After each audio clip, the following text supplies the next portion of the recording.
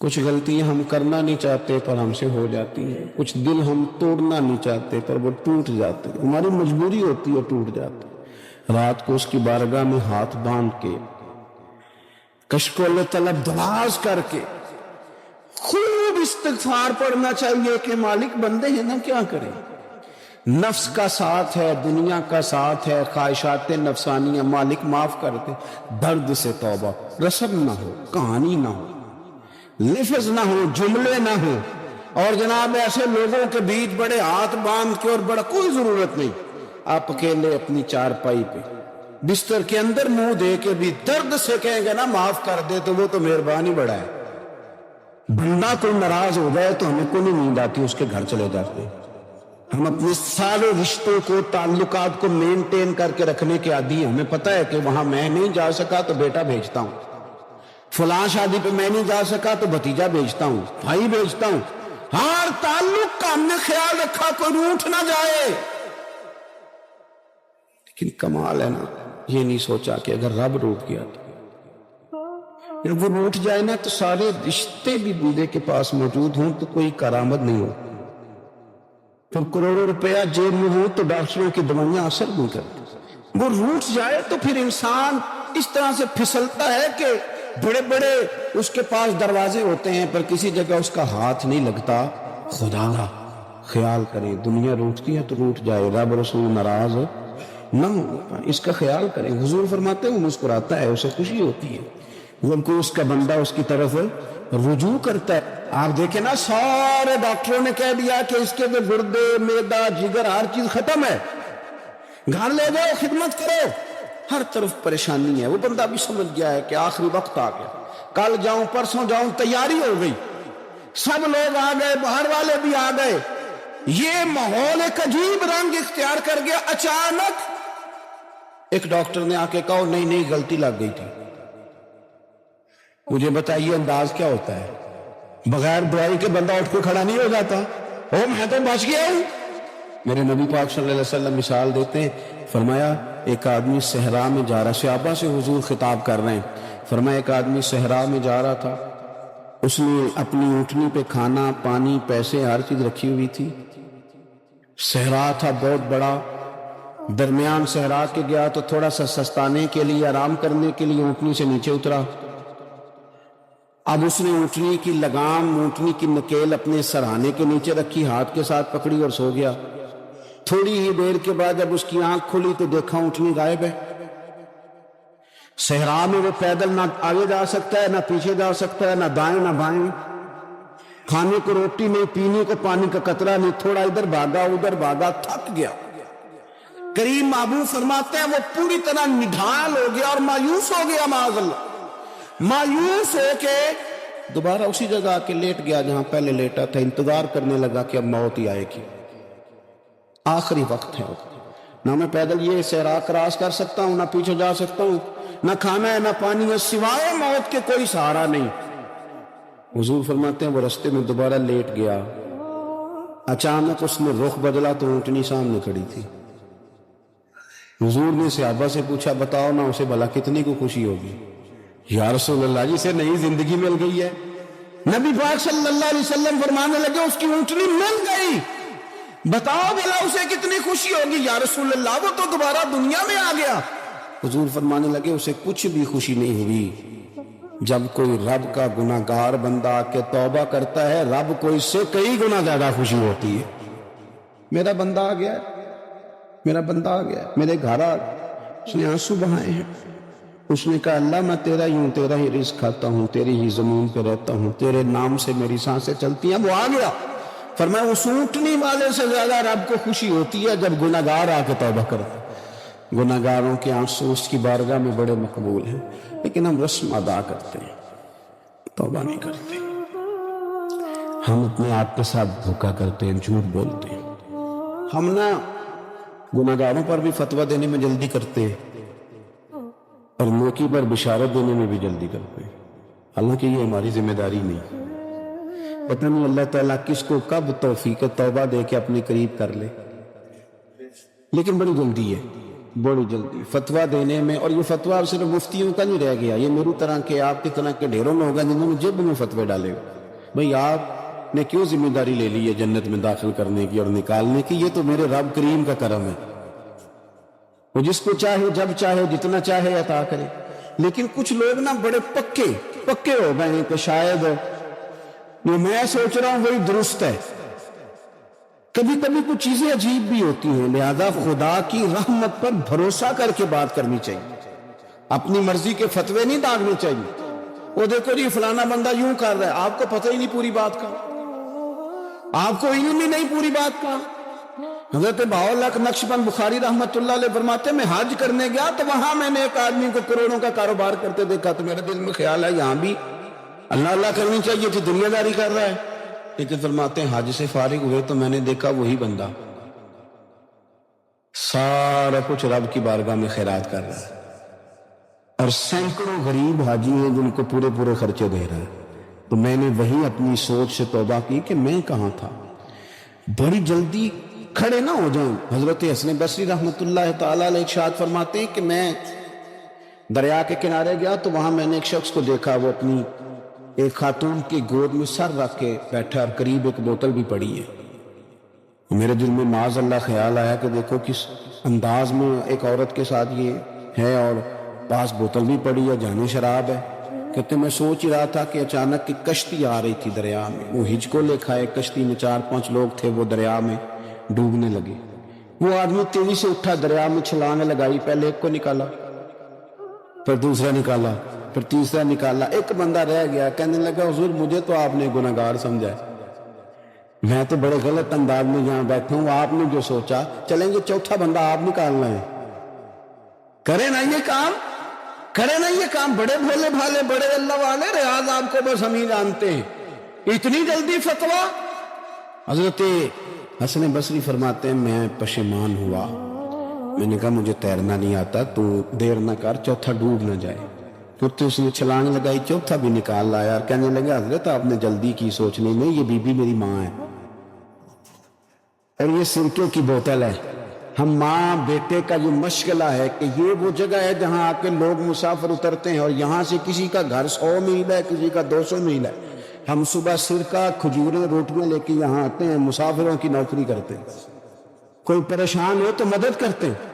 حضرت خواجہ حسن بصری فرماتے ہیں میں نے معافی مانگی, ان سے بھی مانگی, رب سے بھی مانگی. انہوں نے مانگ لی نا بزرگ تھے, پر ہم کو نہیں تیار مانگنے کو. ہم ہر وقت بدگمانیاں, وہ فلانے جرم کرتا تھا, میں اسے اب کیسے نیک مان لوں. بھئی اب وہ نمازی ہے, خدا کے گھر آتا جاتا ہے, اب اللہ کی بارگاہ میں حاضر ہوتا ہے. جب رب نے معاف کر دیا تو بھی سوچ بدل جا. سنیں حضور کیا فرماتے ہیں. نبی پاک صاحب اللہ صلی اللہ تعالی علیہ وسلم فرماتے ہیں, مسند امام احمد بن حنبل دیکھیے, فرمایا رب اس وقت بڑا ہی مسکرائے گا جب قاتل بھی جنت میں جائے گا, مقتول بھی جنت میں جائے گا. یا رسول اللہ مقتول تو گیا, یہ قاتل کیسے چلا گیا؟ حضور فرماتے ہیں جائے گا, اور رب مسکرائے گا جو اس کی شان کے لائق ہے. یا رسول اللہ کس طرح؟ تو نبی پاک صلی اللہ علیہ وسلم فرمانے لگے اس نے ایک مومن کو قتل کیا تھا, وہ شہید ہو کے جنت میں چلا گیا. اب اللہ نے بعد میں اسے توبہ کی توفیق دے دی. پہلے اس نے کلمہ پڑھا, پھر یہ میدان میں اترا, کافروں سے لڑا, یہ شہید ہوا, رب نے اسے بھی جنت دے دی. قاتل بھی جنت میں, مقتول بھی جنت میں. اور بات اتنی انوکھی ہے کہ رب دیکھ کے مسکرا رہا ہے جو اس کی شان کے لائق ہے. ہم جلدی میں ہیں, ہم انتظار نہیں کر رہے کہ شاید توبہ کر جائے, ہم انتظار نہیں کر رہے. لیکن میرے عزیز اتنی جلدی نہ کرے. سوچوں کا صاف ہونا, ذہنوں کا پاک ہونا, اور لوگوں کے بارے میں گمان کا اچھا ہونا. آپ کسی نفسیات کے ڈاکٹر کے پاس چلے جائیں, اسے کہیں ٹینشن بڑی ہے, میں ان کے مضامین پڑھتا رہتا ہوں, وہ سب سے پہلا سبق آپ کو یہ پڑھائیں گے کہ اچھا سوچا کرے. اچھا سوچنے سے بندہ تندرست رہتا ہے. کس سے بندہ تندرست رہتا ہے؟ ہاں جی واقعی.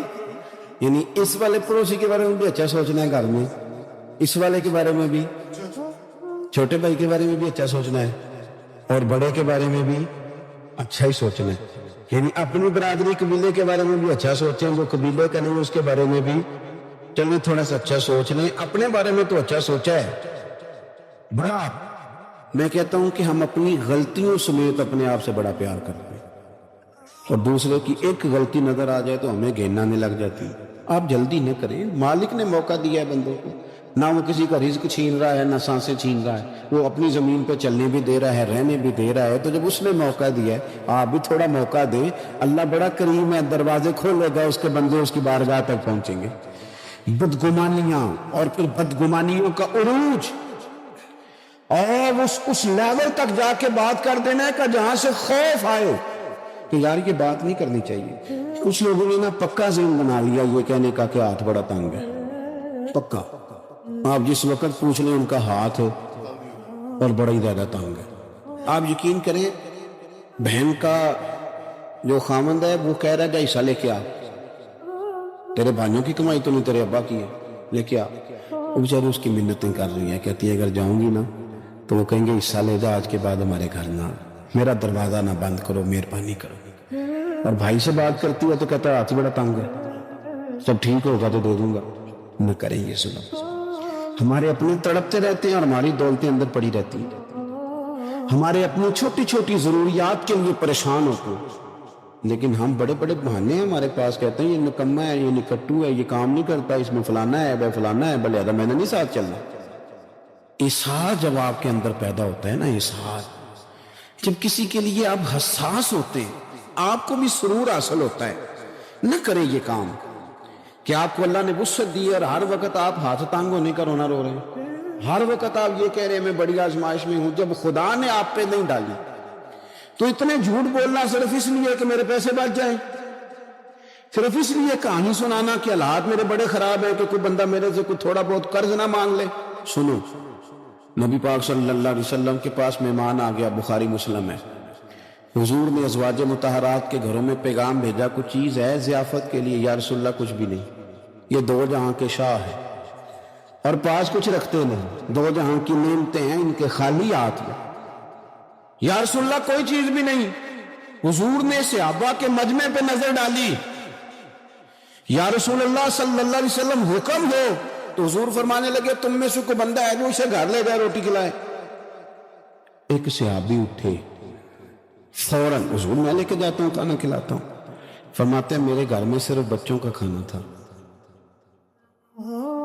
یہ نہیں کہ فریزر بھرا ہوا ہے نعمتوں سے، صرف بچوں کا کھانا، یہ نہیں کہ کسی کو دیکھ کے اپنی ہنڈیا پہ برتن دے لیا، صرف بچوں کا کھانا۔ کہتے ہیں گھر گیا، بیوی سے کہا کیا کیفیت ہے؟ کہنے لگے بچوں کی روٹی ہے۔ میں نے کہا بچے سلا دیں، صبح ناشتہ کر لیں گے۔ تو کہنے لگی آپ کیا کھائیں گے؟ تو میں نے کہا نہ میں کھاؤں گا نہ تم کھائے گی، مہمان جو نبی پاک کا ہے۔ کہا اچھا، اب ذرا تجویز دیکھو میاں بیوی کی سوجھی آپس میں۔ کہتے ہیں کھانا لگا دینا، کیونکہ ایک آدھ بندے کا کھانا ہے۔ اپنی غربتوں کا ہر جگہ اظہار کرنا، رونا رونا، یہ دیکھو غربت کیسے چھپائی جا رہی۔ اس کو کہا نہیں کہ چل تو تھوڑا رحم کھا، تو آیا ہے تو تھوڑا رحم کھا، یہ نہیں کہا۔ کہا اٹھ کے نا تو کھانا رکھنا اور اٹھ کے نا چراغ ٹھیک کرنے کے بہانے بجھا دینا۔ ہم دنیا والوں کے سامنے کیوں اپنے دکھ بیان کریں؟ ہم جو کہیں گے رب رسول کی بارگاہ میں کہیں گے۔ تو نا چراغ ٹھیک کرنے کے بہانے، اہلیہ اٹھی، کھانا دینے کے بعد چراغ ٹھیک کرنے کے بہانے بجھا دیا۔ خامد بھی ہاتھ چلاتے رہے، بیوی کبھی برتن رکھتی کبھی اٹھاتی، پتہ چلے کہ کھانا کھا رہے ہیں، کھانا کھایا جا رہا ہے۔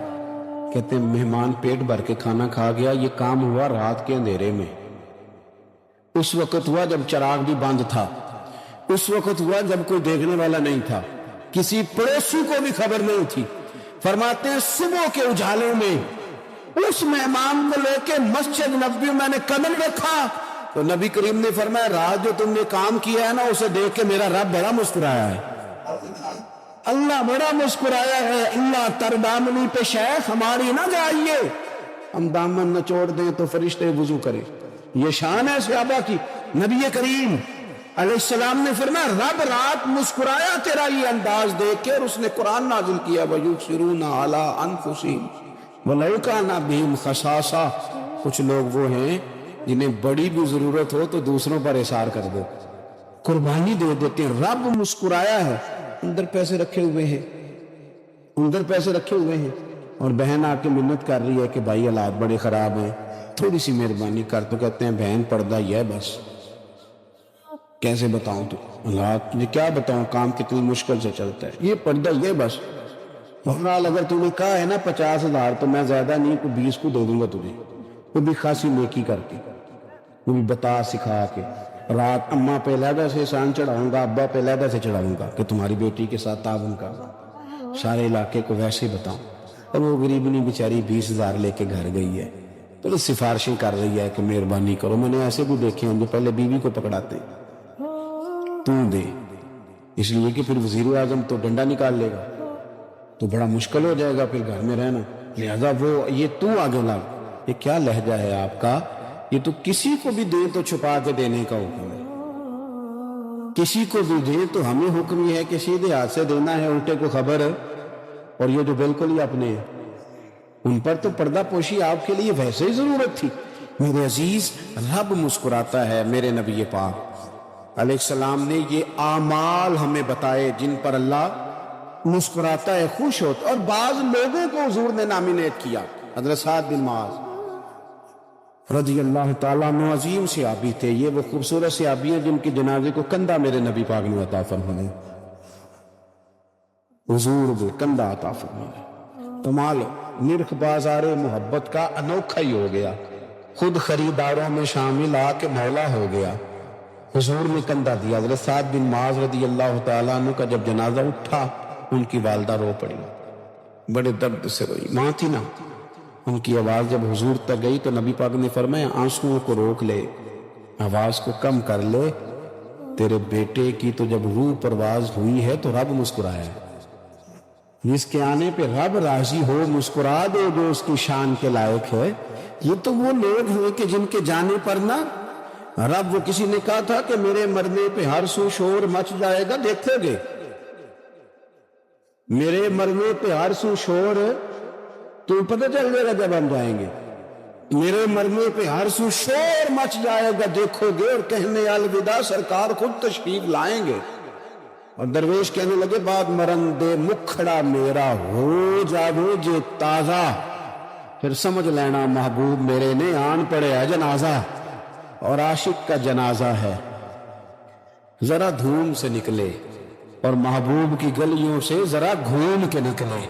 فرمایا کہ ان کے تو جانے پہ رب کریم. اور حضور نے ایک دعا بھی دی. حضرت ابو طلحہ, حضرت طلحہ رضی اللہ تعالیٰ عنہ صحابی تھے, ان کا وصال ہو گیا تو حضور نے دعا بھی دی. فرمایا یا اللہ جب میرا طلحہ آئے نا تو اس سے مسکرا کے بات کرنا, یہ تجھ سے مسکرا کے بات کرے جو تیری شان کے لائق ہے. قرآن مجید میں فرمایا ان اللہ بالناس لرؤوف الرحیم, بے شک اللہ اپنے بندوں پر بڑا ہی مہربان اور نہایت ہی رحم کرنے والا. رؤوف الرحیم, بڑا مہربان, کرم فرماتا ہے. اللہ تعالیٰ اپنے بندوں سے بڑا جلد راضی ہو جاتا ہے. وہ اپنے بندوں کو بہت زیادہ مشقت میں نہیں ڈالتا. وہ اپنے بندوں سے اپنی نعمتوں کا بدلہ نہیں چاہتا. بہت سخت مشقت والی عبادتیں نعمتوں کے بدلے نہیں چاہتا. وہ بڑی جلدی رحم فرماتا ہے. میرے نبی پاک صلی اللہ تعالی علیہ وآلہ وسلم نے ارشاد فرمایا, بعض احادیث میں لفظ یہ ہے کہ اللہ اپنے بندوں کو دیکھ کے مسکراتا ہے جو اس کی شان کے لائق. جس ترتیب سے ہم مسکراتے ہیں, جس ترتیب سے ہم روتے ہیں, جس ترتیب سے ہم کسی بات کا اظہار تشکر کرتے ہیں, خدا ان باتوں سے پاک ہے. اب بہت ساری حدیثوں میں آیا کہ وہ مسکراتا ہے, تو کیا مطلب ہے مسکرانے کا؟ تو علماء تفسیر نے لکھا ہے مسکرانے کا مطلب یہ ہے کہ وہ بڑا ہی راضی ہوتا ہے اپنے بندے سے, دل راضی ہوتا ہے. یہ مطلب ایک تو مسکرانے کا مطلب یہ کہ وہ بڑا راضی ہو گیا, بڑا راضی ہو گیا, وہ مسکرا دیا اپنے بندے پہ. اور ایک اس کا معنی خود نبی پاک صلی اللہ تعالی علیہ وسلم نے بیان فرمایا. مسند امام احمد بن حنبل میں حدیث ہے, حضور سید عالم علیہ السلام سے صحابہ نے پوچھا یا رسول اللہ شہید تو بڑے لوگ ہوتے ہیں, شہیدوں میں افضل کون ہے؟ تو اللہ کے حبیب علیہ السلام فرمانے لگے وہ والا بندہ جو ڈٹ گیا تھا کافروں کے مقابلے میں, وہ ہلا نہیں, پوری طرح ڈٹ کے جو لڑا وہ شہداء میں افضل ہے. حضور فرماتے ہیں وہ جنت کے بالا خانوں میں سیر کرے گا اور رب اسے دیکھ کے مسکرائے گا، رب اسے دیکھ کے مسکرائے گا، اللہ تعالیٰ مسکراتا ہے اسے دیکھ کے۔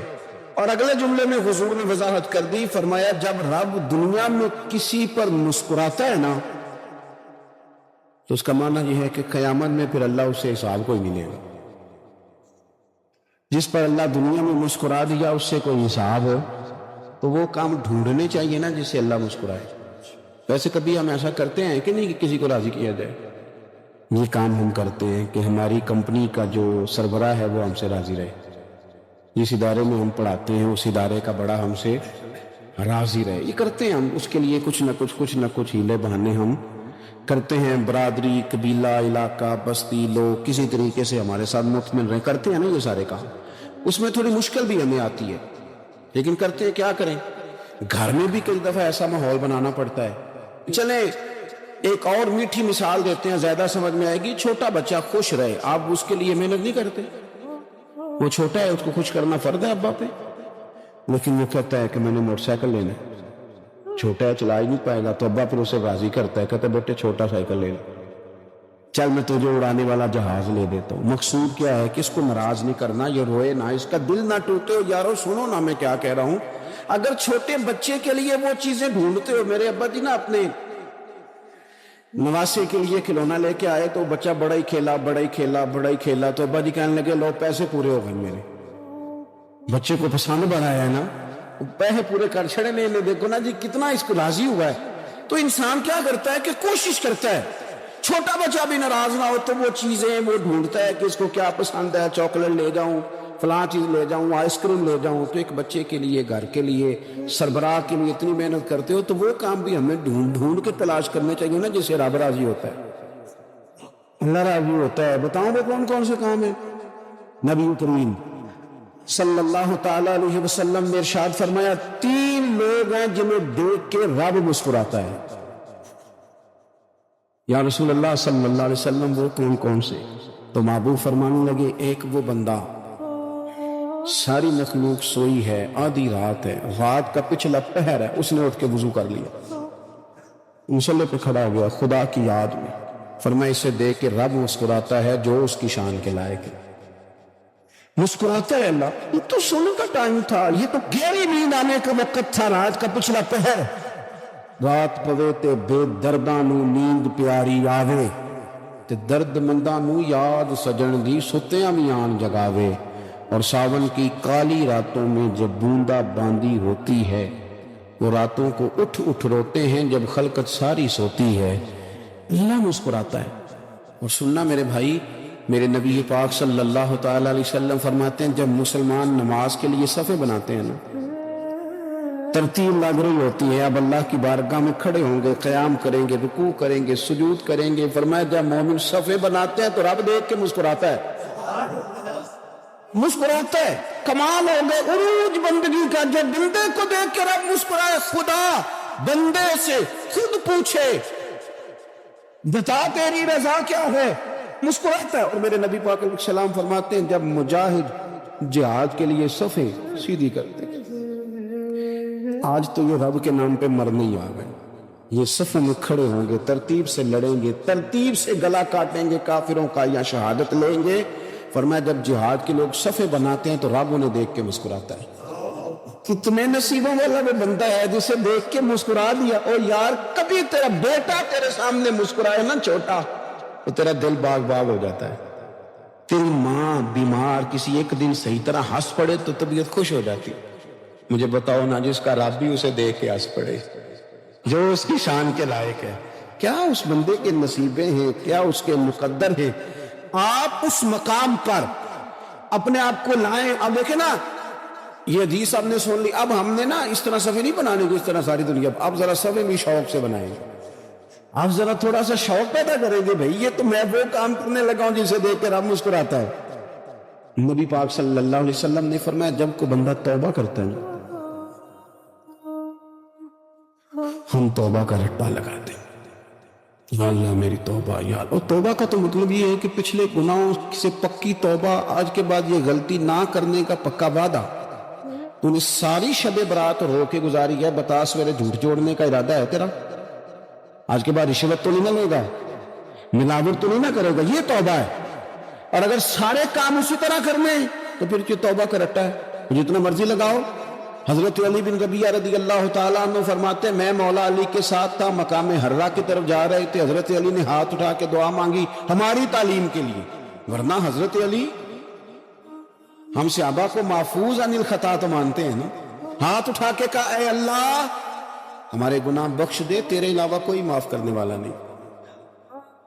اور پھر حضرت علی آسمان کی طرف دیکھا اور دیکھ کے نا حضرت علی بن ربیعہ کو تو مسکرائے۔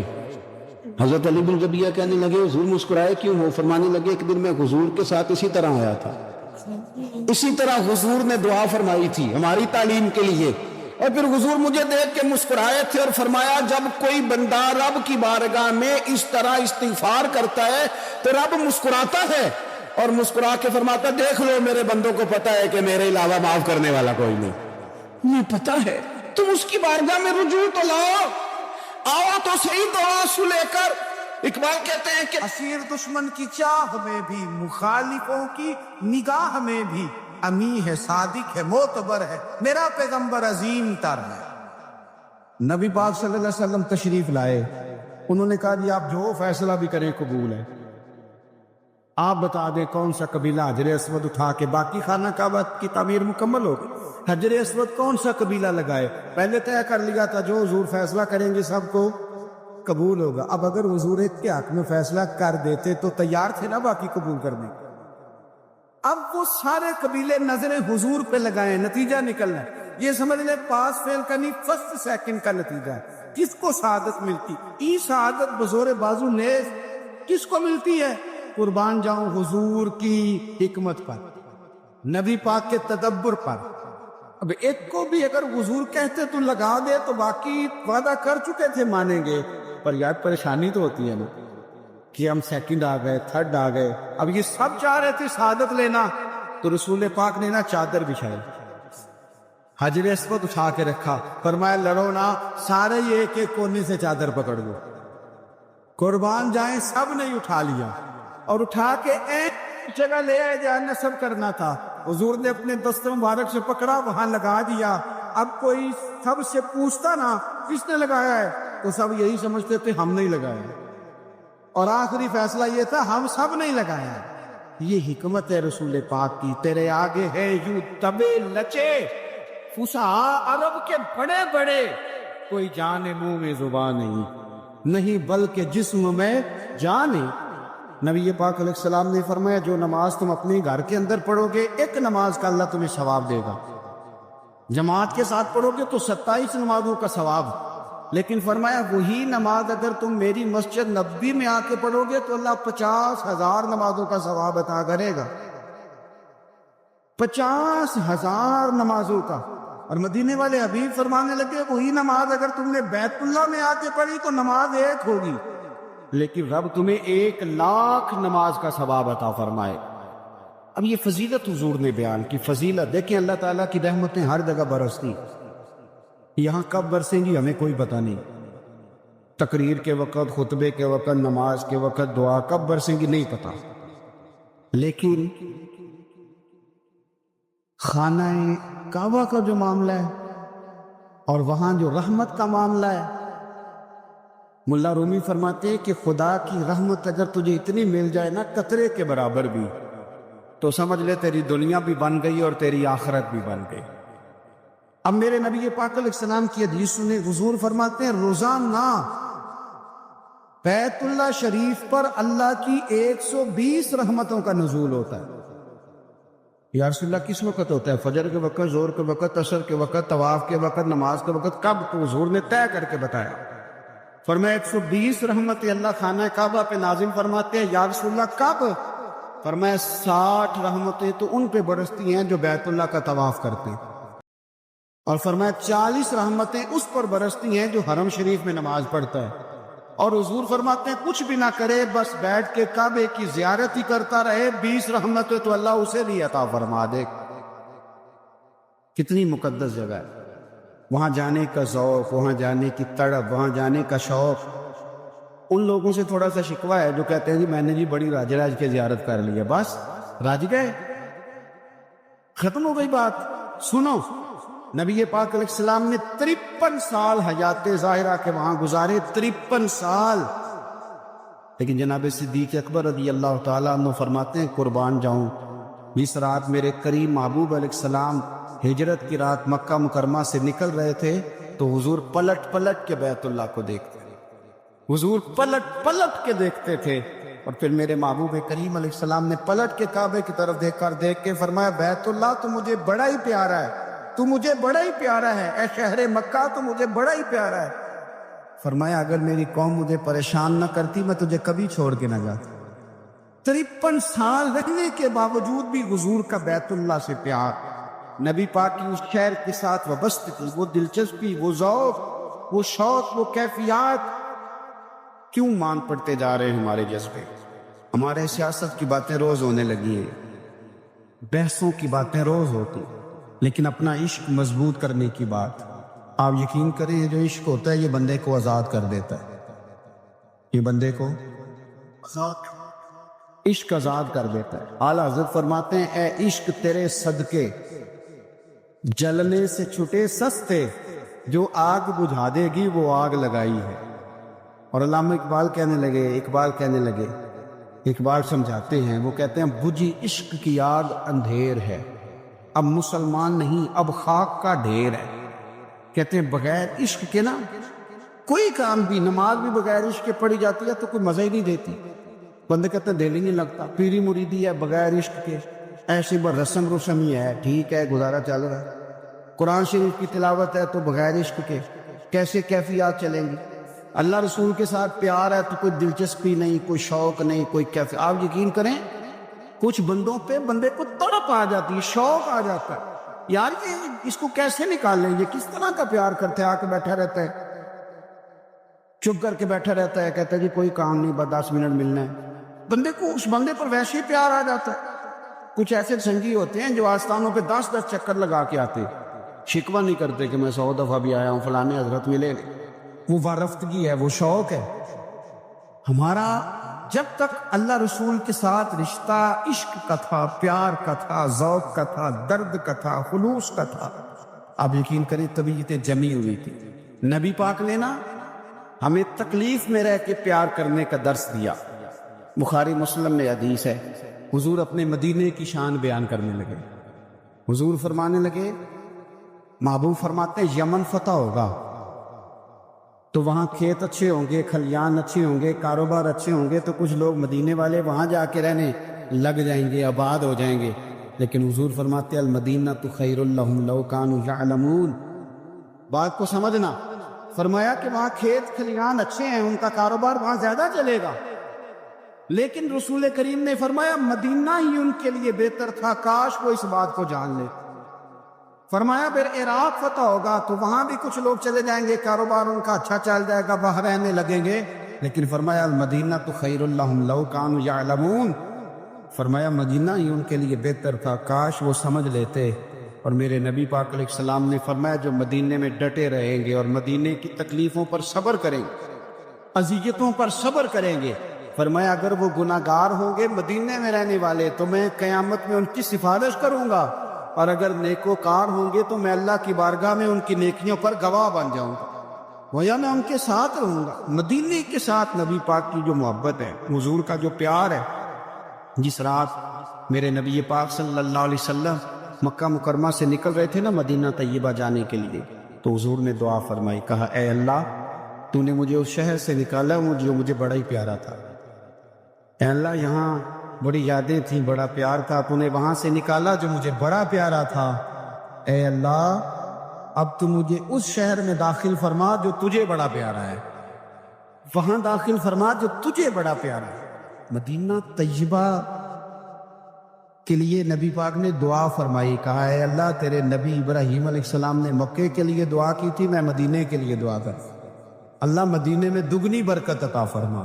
اللہ کے محبوب علیہ السلام کی خاص دلچسپیاں مدینہ طیبہ کے ساتھ، مدینے والوں نے نہ حکمرانی نہیں کی، تو حضور نے پہلے کہہ دیا تھا خلیفہ قریش میں سے ہوگا، لیکن حکمرانی نہیں کی، غلامی کی. مدینے والوں نے نبی پاک کے دروازے کی گدائی کی. مدینے والے ہر میدان میں حضور کے سامنے کھڑے ہوئے دشمن کے مقابلے میں. مدینے والوں نے پیار کیا. اس لیے میرے نبی پاک علیہ الصلوۃ والسلام نے فرمایا اگر لوگوں کے دو گروہ ہو گئے, دو لائنوں میں لوگ چلنے لگے, ایک لائن ادھر چل رہی ہے ایک ادھر چل رہی ہے, تو حضور فرماتے ہیں میں تو اس لائن میں چلوں گا, اس قطار میں چلوں گا جس میں مدینے کے لوگ چل رہے ہیں. انصار مدینہ کے ساتھ حضور کا پیار, اس شہر کے ساتھ حضور کی دلچسپیاں, پیار. دیکھیں نا, بندہ جب اپنے گھر واپس لوٹ کے آتا ہے تو شوق ہوتا ہے ذرا جلدی سے نا گھر پہنچ جاؤں, ذرا تھوڑا جلدی چلا جاؤں. کئی سفر سے آئے. صحابہ فرماتے ہیں کہ جب نبی پاک کسی جنگ سے, جہاد سے, سفر سے لوٹتے, مدینے کی عمارتیں نظر آتی تو گھوڑا تیز کر لیتے, تیز کر لیتے. اپنے اندر نا یہ ذوق پیدا کریں, یہ پیار پیدا کریں. آپ یقین کریں کوئی ٹھنڈے ٹھنڈے مسلمان, وہ کوئی کیفیت نہیں, صبح سے شام تک. میں دوستوں سے کہا کرتا ہوں الحمدللہ کبھی ایک آیت پڑھ لینا قرآن پاک کی ترجمہ و تفسیر کے ساتھ تو سارا دن وہ گھومتی رہتی ہے دماغ میں, رات کو اس کا ذائقہ رہتا ہے روح میں. تو جب میں اور آپ سارا دن پڑھیں, سیاست کریں, سیاست سنائیں, کہانیاں کریں, غیبتیں, پھر دماغ میں الٹے سیدھے خیالات ہی آنے. تو اگر صبح اٹھتے ہی سب سے پہلے مدینے والے کی ایک نعت سنی جائے اور شام کو سوتے وقت بھی ایک نعت سنی جائے, ایک نعت نعمتیں بانٹتا جس سمت وہ ذیشان گیا, اس طرف منشی رحمت کا قلم دان گیا, تجھے جانا تجھے مانا نہ رکھا غیر سے کام, للہ الحمد میں دنیا سے مسلمان گیا. تو اگر یہ ذوق بنا لیا جائے تو انشاءاللہ رات کو بھی آپ کو نا مدینہ ہی نظر آئے. انشاءاللہ خواب میں بھی آپ ٹکٹنگ کرا رہے ہوں, آپ ویزا ہی لگوا رہے ہوں, لیکن شرط یہ ہے کہ وہ کیفیت ہو, وہ پریم ہو, وہ پیار ہو. مدینے والوں نے بڑی غلامی کی, کبھی کوئی شکوہ نہیں کیا. ویسے کبھی کبھی اللہ موقع بناتا تھا, کبھی کبھی نا مدینہ شریف میں ایسے ہوتا تھا کبھی کبھار. ایک دفعہ نا جب کچھ علاقے فتح ہوئے تو بڑا مال آیا فتح مکہ کے بعد, تو بخاری مسلم میں حدیث ہے. اسلام کے اندر یہ ہوتا ہے کہ جو نیا کلمہ پڑھتا تھا اسے مال غنیمت میں سے زیادہ حصہ دیا جاتا تھا. اس کو کہتے ہیں مؤلفۃ القلوب, تالیف قلب کے لیے. تو چونکہ یہ قانون تھا تو نبی پاک صلی اللہ علیہ وسلم نے نا مکے والوں کو ذرا مال تھوڑا زیادہ دیا. مدینے میں سے ایک آدھ نوجوان نے کہا کہ حضور نا آپ اپنے رشتہ داروں کی طرف توجہ زیادہ کرنے لگے. یہ بھی محبت کی جنگ ہوتی ہے نا, قربان جائے. حضور سید عالم علیہ السلام تک بات پہنچی, اور اسی طرح پہنچی کہ ایک نوجوان نے, ایک آدھ نوجوان نے بات کی ہے. نبی پاک علیہ السلام نے ترکی خیمہ لگوایا, فرمایا مکے والا کوئی نہ آئے, صرف مدینے والے آئے. سارے حضور کے سامنے بیٹھ گئے. ذرا منظر دیکھنا, حضرت ابو ایوب انصاری رضی اللہ تعالیٰ عنہ سے لے کر سارے انصار. حضور نے فرمایا بھی میں نے سنا ہے تم میں سے کچھ نے کہا ہے کہ حضور اپنے رشتہ داروں کو زیادہ دینے لگے. رو پڑے مدینے والے, یا رسول اللہ وہ تو ایک نوجوان نے غلطی. فرمایا نہیں تم کہہ سکتے ہو کہ یا رسول اللہ صلی اللہ علیہ وسلم مکے والوں نے تو آپ کو تکلیف دی تھی, ہم نے آپ کو ٹھہرایا. تم کہہ سکتے ہو, تم کہہ سکتے ہو چونکہ تم نے ٹھہرایا تھا. مدینے والے رونے لگے کہ یا رسول اللہ ہم کون ہوتے ہیں ٹھہرانے والے, وہ تو آپ آئے, اللہ نے مدینے کو شانیں عطا کر دی. میرے محبوب نے فرمایا تم کہو نا کہ یا رسول اللہ مکے والے تو بدر میں تلواریں لے کے آ گئے, ہم تھے جنہوں نے سینے پیش کیے. رو رہے ہیں نہیں حضور ایسا تو نہیں ہے, وہ تو آپ نے مہربانی کی تو بدر میں ہم میں سے کچھ شہید ہو گئے, کچھ غازی بن گئے کی برکت سے. حضور نے فرمایا تم کہو کہ احد کے میدان میں انہوں نے پتھر مارے تھے, ہم نے سینہ پیش کیا تھا. حضور بھی رونے لگے, مدینے والے بھی رونے لگے. نبی کریم نے فرمایا تم کہو کہ جانے ہم نے قربان کی, تم کہو کہ حضور ایک قربانیاں ہم نے دی. کہہ سکتے ہو تم نے دی ہیں, ہمارا حق بنتا ہے, کہو. اور جب رو رو کے بے حال ہو گئے تو سرکار بھی روئے, کھل کے روئے, پھر آنسو پونچھے اور کریم رسول فرمانے لگے او بھولے مدینے والو, کیا تم یہ نہیں پسند کرتے کہ لوگ جب اپنے گھروں میں جائیں تو بھیڑ بکریاں لے کے جائیں, اور جب مدینے والے اپنے گھر جائیں تو اللہ کے رسول کو ساتھ لے کے جائیں؟ تم یہ نہیں پسند کرتے کہ تمہارے ساتھ میں جاؤں, یہ نہیں تمہارا شوق؟ دیکھو کسی کے حصے میں کچھ آیا، کسی کے حصے میں کچھ آیا، کسی کے حصے میں کچھ آیا۔ مدینے والے وہ لوگ ہیں جن کے حصے میں اللہ کا پیارا حبیب آیا۔ تمہیں رسول کریم ملے، تم کتنے خوش بخت ہو، کتنے خوش نصیب ہو، تمہیں نبی پاک کا ساتھ ملا۔ حضور ہے، یہ ہے ارض جنت، یہ طیبہ کی زمین ہے، جنت بھی یہیں اور مال کے جنت بھی